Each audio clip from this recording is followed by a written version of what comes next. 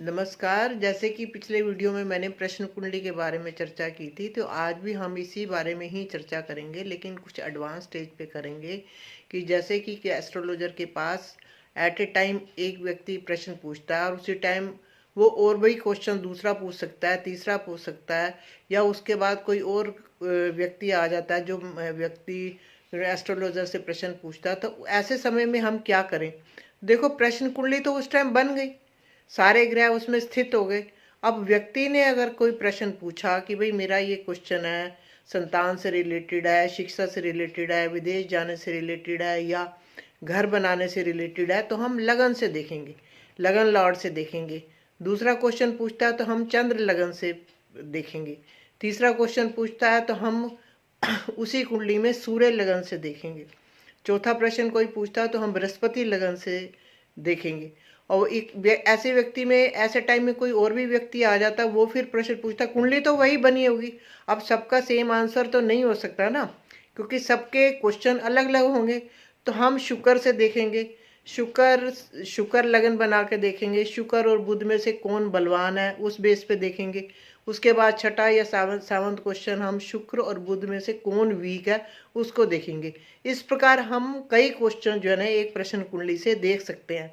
इसमें घबराने की बात नहीं है कि भाई एक ही कुंडली बनी है तो एस्ट्रोलॉजर सबके क्वेश्चन का आंसर कैसे देगा। तो इस हिसाब से हम देखते हैं। फिर नमाज में भी जाके देख लेते हैं, नमाज में भी यही जो 6 लगन मैंने बताया है उसको जाके देख लेते हैं। शीर्षोदय राशि देखते हैं, चर राशि देखते हैं कि क्वेश्चन हाँ में होगा या ना में होगा।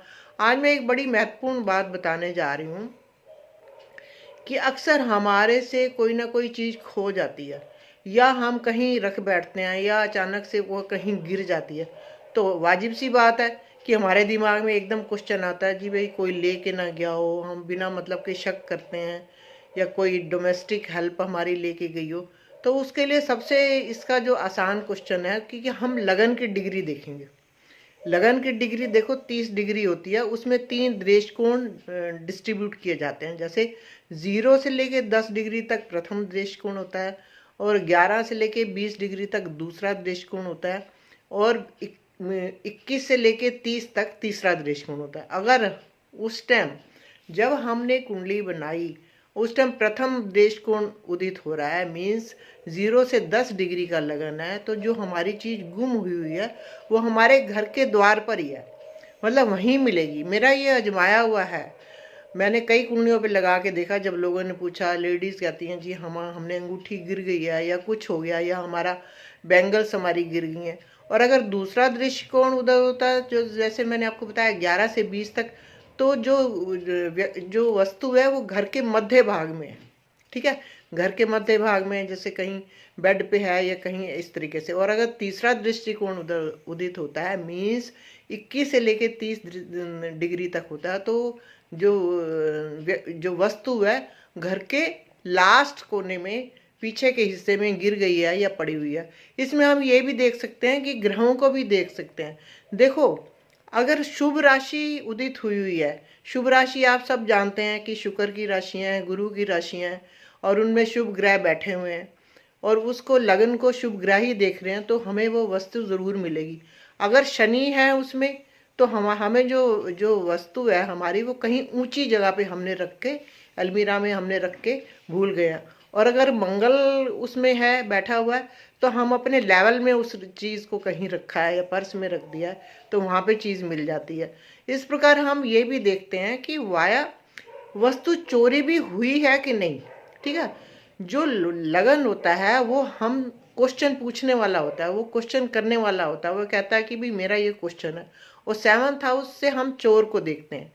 अगर लग्नेश और सप्तमेश तीसरे, छठे, 8वें और 12वें भाव में होते हैं, तो हम कह सकते हैं कि वस्तु चोरी जरूर हुई है। ठीक है, चौथा भाव जो होता है वो हमारी ऐसा होता है कि जहाँ प्रॉपर्टी होती है कि हमें वहाँ मिलेगी। 10वां भाव ये होता है कि उसमें कहीं ना कहीं पुलिस एंगेज होती है। और 8वां भाव ये होता है कि जो 8वां भाव हमारे एक किस्म से एक गर्त है, गड्ढा है, जो कि वस्तु जो है ना मिलने के चांस होते हैं। तो इस प्रकार हमने ये आपको बताया कि कैसे हमारी चीज़ खोती है, खो जाती है, और कैसे उसके मिलने के योग होते हैं, हम ग्रहों से, ग्रहों की दृष्टियों से, शुभ ग्रहों की दृष्टियों से हमें पता चल जाता है। और कहीं ना कहीं मंगल शनि का योग आता है तो वस्तु चोरी हुई हुई है। और अगर वो जो यही तीसरे, छठे और आठवें, 12वें के भाव के जो क्रूर ग्रह हैं वो इन्हीं भावों में बैठे हैं, तो हम कह सकते हैं कि वस्तु घर से बहुत दूर चली गई है। इसलिए मैंने आपसे बड़ी इंपॉर्टेंट बात शेयर की है। आशा है कि आपको ये अच्छा लगा होगा वीडियो। आप इसको लाइक करें, सब्सक्राइब करें और अपने क्वेश्चन मुझे भेजें। मैं आपके क्वेश्चंस का जवाब ज़रूर दूंगी।